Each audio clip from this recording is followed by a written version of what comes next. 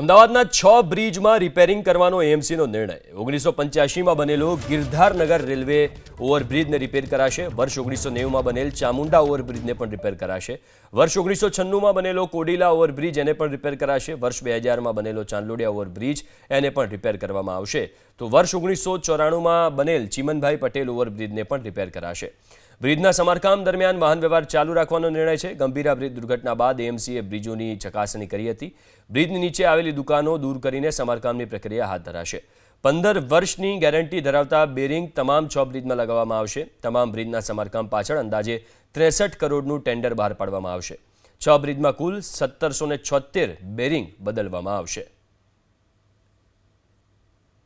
Minor repairing હતું ને અમુક બ્રિજમાં જે મેજર રિપેરિંગમાં બેરિંગ રિપ્લેસમેન્ટની કામગીરી કરવાનું સૂચવવામાં આવેલું હતું.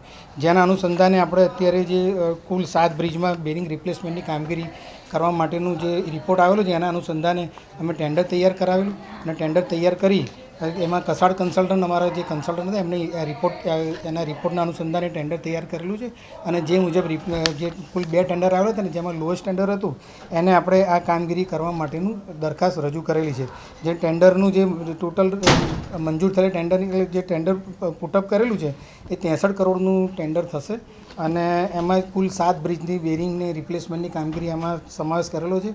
એમાં ગિરધરનગર, ચામુંડા બ્રિજ, કેડીલા બ્રિજ, નાથાલાલ ઝઘડા બ્રિજ, પછી ચાંદલોડિયા બ્રિજમાં અમુક સ્પાનની અંદર જ્યાં જે બેરિંગ જેમાં ખરાબ ધ્યાને આવેલી છે એ બેરિંગને રિપ્લેસમેન્ટ કરવાનું લીધેલું છે અને ચીમન પટેલના અમુક સ્પાનો રિપ્લેસમેન્ટના લીધેલા છે.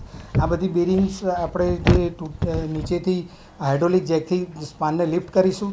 એમાં જ્યારે ટ્રાફિકની મૂવમેન્ટમાં ઉપર બેલી સ્ટ્રક્ચર મૂકી અને લાઇટ મોટર વ્હીકલ્સ ઉપરથી મૂવમેન્ટ થઈ શકે, હેવી વ્હીકલ્સ આપણે ત્યારે એ ટાઈમ જ્યારે કામ કરીશું એ સમય દરમિયાન હેવી વ્હીકલ્સ આપણે ત્યાં બંધ કરીશું. બ્રિજને ટ્રાફિક માટે બંધ કરતા નથી, ટ્રાફિક ચાલુ રહેશે.